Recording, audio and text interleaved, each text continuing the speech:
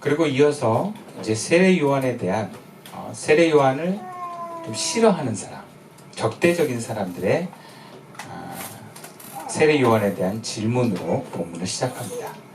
오늘 본문 19절 말씀입니다.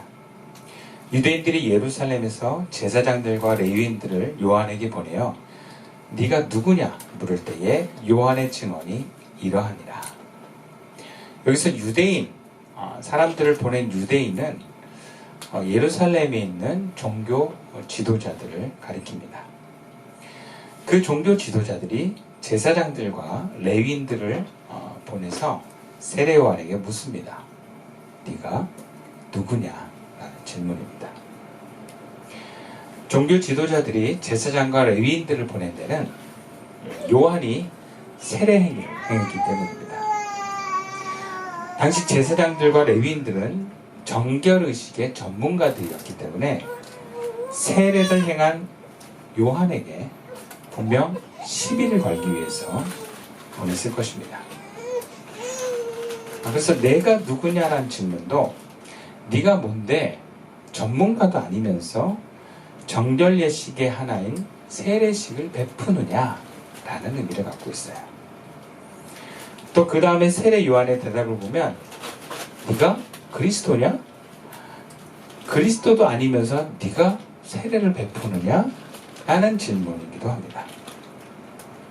그러자 세례 요한이 그들의 질문에 이렇게 대답합니다. 20절 말씀. 드러내어 말하고 숨기지 아니하니 드러내어 하는 말이 나는 그리스도가 아니라 한데. 요한은 숨기지 않고 드러내서 고백합니다. 나는 그리스도가 아니다. 근데 여기 참 재미있는 표현이 있습니다. 드러내어 말하고 숨기지 아니하니 드러내어 하는 말. 긍정, 부정, 긍정. 재미있는 표현이에요. 이게 요한복음 여기만 딱 있다고 또 얘기를 하더라고요. 그러니까 이것은 거짓이나 머뭇거림 없이 당당하게 진실로 말하는 것을 아마 이렇게 표현하지 않았나 싶습니다. 아니 그러면 아니다 하면 되지 왜 요한복음 저자는 굳이 아니라는 표현 앞에 이런 긍정, 부정, 긍정이라는 표현을 썼을까? 우선은 그만큼 세례 요한이 그 어떤 거짓이 없음을 말하려는 것 같습니다.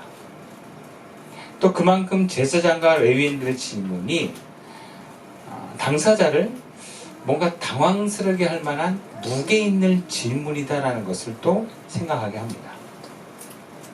그러니까 대답이 뭔가 진중한 건 질문이 진중하다는 의미예요.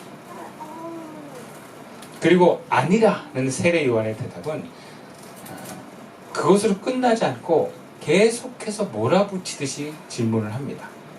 21절과 22절인데요. 또 묻되 그러면 누구냐? 네가 엘리야냐? 나는 아니라. 또 묻되 네가 선지자냐? 대답하되 아니라. 또 말하되 또 묻되 또 묻되 또 말하되 계속 몰아붙이듯이 얘기를 합니다. 22절 또 말하되 누구냐? 우리를 보낸 이들에게 대답하게 하라. 너는 내게 대하여 무엇이라 하느냐?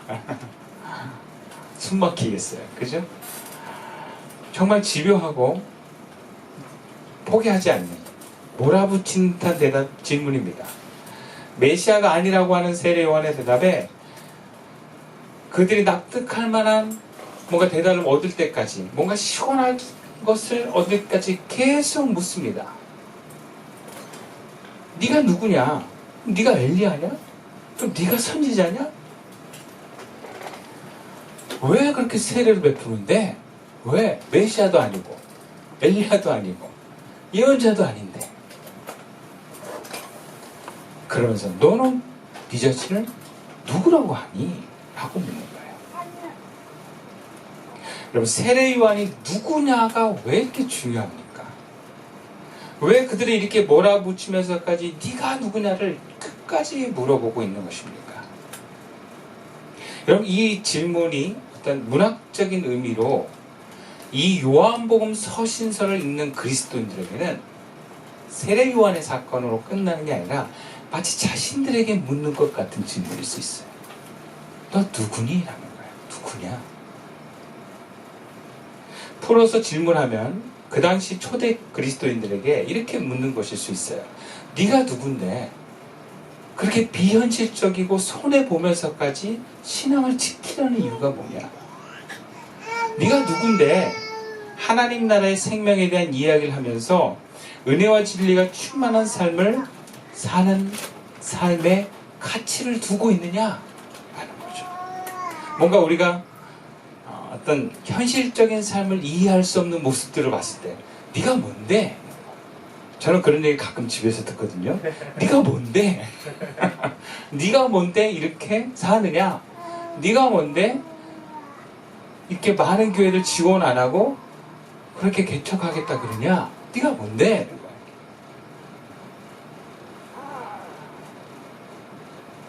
그리고 네가 누구냐라고 하는 것은 이 사람들의 어떤 존재, 현실에 기반한 존재를 물어보는 것과 같습니다. 그런데 이 대답에서 얘기하는 세례 요한의 대답을 보면 어떤 사회적 지위나 어떤 소유를 갖고 있는 것에 대한 대답이 아니라는 것을 알게 됩니다. 다시 말하자면 내가 지금 당신에게 어떤 사람으로 존재하느냐라는 질문으로 받아들일 수 있습니다. 사실 세례 요한은 제사장의 아들이었어요. 레위니입니다. 근데 그는 광야의 경건 공동체였던 에세네판의 일원이었다고 합니다. 또 예수님은 그를 승천했다가 이 땅에 다시 온 엘리야라고도 표현을 했습니다. 그리고 예수님을 예언하는 예언자이기도 합니다. 하나님의 말씀을 앞으로 일어날 일들을 전한 사람이니까요. 그런데 세례 요한의 대답을 보면 나는 엘리야도 아니고 예언자도 아니다라고 얘기를 합니다. 레위인이며 제사장의 아들이라고도 얘기하지 않습니다. 단지 그는 자신을 이렇게 표현합니다. 광야에서 외치는 자의 소리다 그래요. 소리다. 그냥 소리래요. 자기가. 소리라는 게 뭐예요? 아 하면 들려졌다가 사라지는 거예요. 존재가 없는 거예요. 사람들은 제사장들과 레위인들은 네 존재가 뭐냐? 너 그리스도냐? 엘리야냐? 예언자냐? 사람의 어떤 존재로서의 모습을 물어보는데 세례 요한은 존재가 아닌 비존재의 소리라고 대답을 합니다. 나는 지금 주의 길을 예비하는 자로 광야에서 외치는 자로서의 삶을 사는 사람이다라는 거예요. 그 이상의 어떤 의미도 없다라는 것을 말합니다. 광야에서 이렇게 사람들을 회개 세례를 행하면서 그것도 예수가 그리스도인임을 예비하는 준비를 하는 자, 선포하는 자라고 말합니다. 물론 거기에는 아무런 대가도 없습니다. 그런 인기를 힘입어서 뭔가 어떤 종교적인 높은 자리에 오르려고 하는 의도도 없습니다. 그냥 세례 요한의 고백은 나는 이렇게 외치다가 없어지는 존재라는 거예요. 그래서 우리는 이 질문에 우리 자신을 들여다볼 수 있어야 합니다. 예를 들어서 네가 누구냐? 네가 뭔데? 라고 질문을 하면 다 대답할 수 있어야 돼요. 근데 보통 사람들이 이렇게 대답합니다. 나는 누구의 엄마다? 라고 얘기를 해요. 나는 서아의 엄마다? 그러면 어떤 의미를 갖고 있어요? 서아의 양육에 최선을 다하고 거기에 의미를 부여하는 삶을 사는 사람이다 라는 뜻을 갖고 있어요. 나는 이 집의 가정이다 하면 누가 뭐래도 나는 가정을 먹여 살리고 가정을 뭔가 책임지는 일에 우선하는 삶을 사는 사람이다 라는 걸 얘기해요. 나는 혹은 이 가게 사장이다 라고 하면 이 가게를 성공적으로 운영하고 번창시키는데 우선하는 삶을 산다라는 얘기도 합니다. 물론 우리는 어느 한 가지만 구속된 존재로 살지는 않습니다. 적어도 3개 이상의 정체성을 갖고 살아요. 저 같은 경우도 남편이면서 가장이면서 또 부모를 모시고 사는 자식이면서 한 교회를 섬기는 목사이기도 합니다. 그것만 해도 4개나 돼요. 우리는 상황마다 순간마다 자신에게 주어진 위치에서 최선의 삶을 살도록 요구받습니다. 그리고 우리는 그렇게 살아내려고 애를 씁니다. 왜냐하면 책임이 있기 때문입니다. 그렇게 주어진 삶에 충실하게 사는 모습이야말로 책임감이 있고 나를 통해서 나와 내 주변이 만족하고 살고 잘 되기 때문입니다. 근데 그 중에서도 그 삶의 여러 가지 모습에서도 가장 중요하고 우선시되는 모습이 있습니다. 이것은 2가지 책임 있는 일이 부딪혔을 때 선택하는 것이기도 합니다. 교회를 나갈 것이냐, 가게를 운영할 것인가. 교회 성도가 우선되는 정체성을 갖고 있다면 가게 문을 닫고 주일날 교회로 올 것입니다.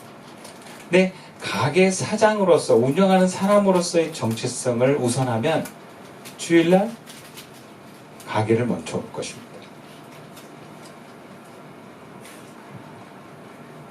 그리고 그 중심에 우선되는 행위를 통해서 우리는 나의 정체성을 규정할 수 있고 오늘 질문에 대답할 수 있는 것입니다. 나의 가장 우선되고 가장 중요한 삶의 모습이 뭐냐라는 거예요. 거기에 우리는 뭐라고 대답할 수 있느냐라는 질문입니다. 자, 오늘 본문에 제사장들과 레위인들이 질문합니다. 그것이 우리 안에 울리고 있어요. 너는 누구냐? 이것은 네가 뭔데 너 이렇게 사니? 이런 거죠. 예수님 제자들의 기대처럼 왕으로 오신 메시아를 내세우거나 어떤 능력의 선지자 엘리야를 내세우거나 하나님의 예언을 당당하게 전하는 예언자를 내세우는 삶, 그런 사람으로서의 네가 아니고 그런 사람으로서 네가 사는 존재냐라고 묻는 질문이에요.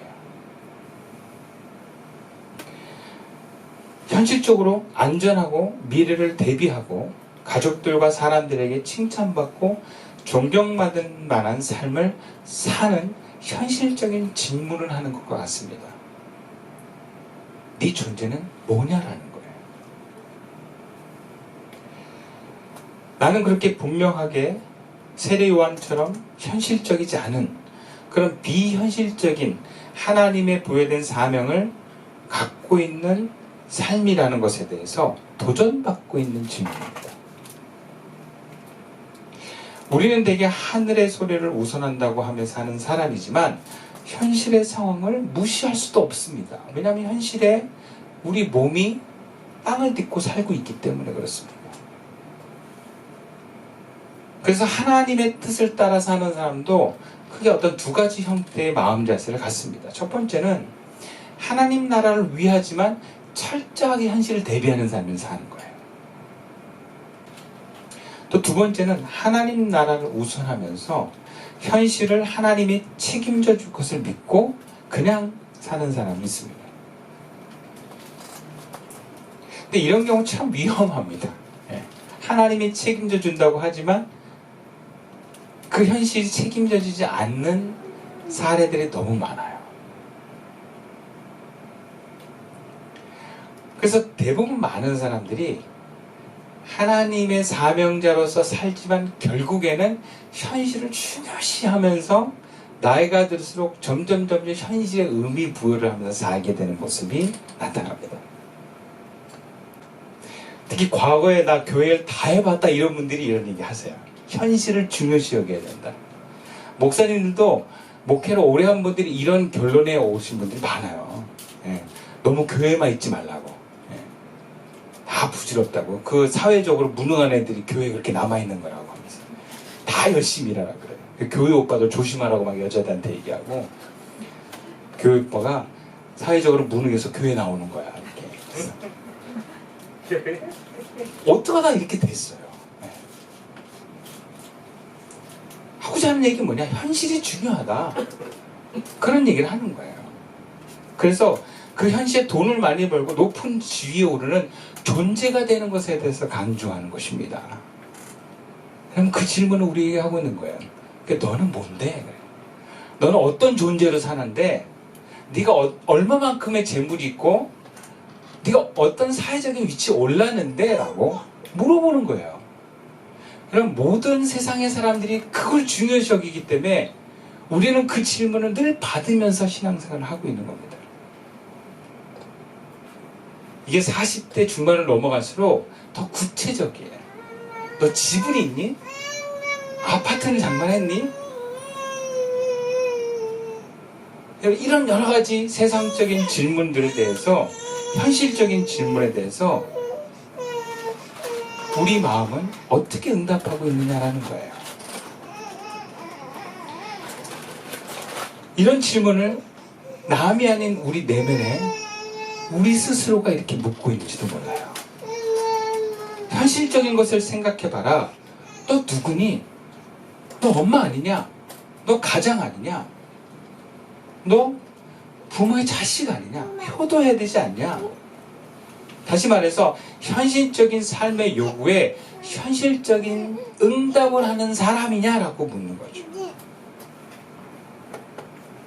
지난주에 요한복음에 대해서 소개를 하면서 배경을 이야기했습니다. 요한복음의 수신자는 초신자들이 아니에요. 이미 예수를 믿은 사람입니다. 그런데 이 요한복음이 들려질 당시는 그리스도인들이 많은 삶의, 즉 현실적인 위협을 받는 상황들이 많았어요. 특히 헬라 문화권 안에서는 경제적 유익을 얻는 가장 일반적인 형태가 상업이었어요. 근데 상업은 거의 대부분 조합을 통해서 이루어집니다. 근데 대부분의 조합들이 다 우상들이 있어요. 우상. 근데 그리스도인들은 우상 숭배를 안 하려고 했기 때문에 조합 안의 우상에게 절을 하지 않거나 인정하지 않았어요. 그러면 조합에서는 부정탄다 그래서 우상을 섬기지 않는 그리스도인을 쫓아냈습니다. 불이익을 줬어요. 그나마 우상을 섬기지 않은 조합이 있었는데 그게 유대인 조합이었어요. 유대인들은 우상 숭배를 하지 않았습니다. 그러면서 조합이 든든했어요. 근데 이제 유대인들도 기독교인 유대인들을 조합에서 몰아냅니다. 그리스도인들은 경제적인 위협을 받았어요. 그냥 눈 딱 감으면 현실적으로 많은 돈을 벌 수 있었어요. 그런데 마음의 감동이 우상에게 절하지 않기를 원해요. 타협하지 않기를 원해요. 그럼 내가 가난할 것을 각오해야 됩니다. 그런 신앙인들을 위해서 신앙을 더 곤고히 하고 어려운 현실 속에서도 하나님의 뜻을 저버리지 말라고 하는 그 권면을 강조한 서신이 요한복음입니다. 그렇다면 그 현실적인 위협에 신앙을 지키기 위해서 그들은 대답할 수 있어야 됩니다. 너는 누구냐? 현실의 중요성을 놓고 묻는 질문에 대답해야 돼요. 세례 요한의 대답은 이것입니다. 나는 하나님이 이 땅에 생명을 빛을 드러내서 하나님께서 사람들을 인도하기 위해서 보냄을 받은 사람입니다. 그리고 이것을 위해서라면 저는 현실의 필요를 뒤로 할 수도 있습니다.